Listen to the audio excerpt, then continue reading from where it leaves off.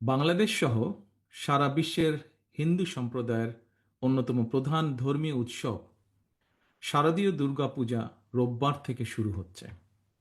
আমি শারদীয় দুর্গাপূজা উপলক্ষে দেশের হিন্দু সম্প্রদায়কে জানাই আন্তরিক শুভেচ্ছা। দেশের বিভিন্ন ধর্মাবলম্বী মানুষ, প্রতিটি গোষ্ঠী, গোত্র, সম্প্রদায় ব্যাপক উৎসাহ উদ্দীপনার সঙ্গে যার যার ধর্ম পালন করবে, ধর্মীয় উৎসব পালন করছে, করবে। এটি বাংলাদেশের আবহমানকালের ধর্মীয় সামাজিক মূল্যবোধ ও সংস্কৃতির সৌন্দর্য।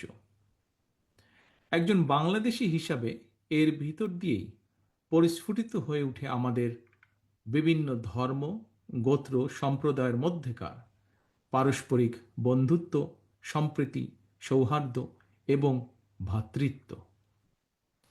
আমাদের রাষ্ট্র এবং সংবিধানে দল, মত, ধর্ম, বর্ণ নির্বিশেষে বিশ্বাসী, অবিশ্বাসী, সংশয়বাদী প্রতিটি মানুষের নিরাপত্তা বিধানের নিশ্চয়তা দেওয়া হয়েছে। সুতরাং বাংলাদেশের প্রতিটি নাগরিকের নিরাপত্তা বিধান করা রাষ্ট্রের দায়িত্ব। পবিত্র হাদিসেও এ ব্যাপারে নির্দেশনা রয়েছে। যে ব্যক্তি রাষ্ট্রের নিরাপত্তা প্রাপ্ত অমুসলিমকে নির্যাতন করে, তার অধিকার খর্ব করে, তাকে সাধ্যের অতিরিক্ত কাজ চাপিয়ে দেয় বা তাদের অসম্মতিতে ধন সম্পদ হরণ করে নেয়, এ ধরনের জুলুমের বিরুদ্ধে আমাদের প্রিয় নবী তার উম্মতদেরকে সতর্ক করে দিয়ে বলেছেন, কিয়ামতের দিন আমি সেই ব্যক্তির বিরুদ্ধে লড়ব।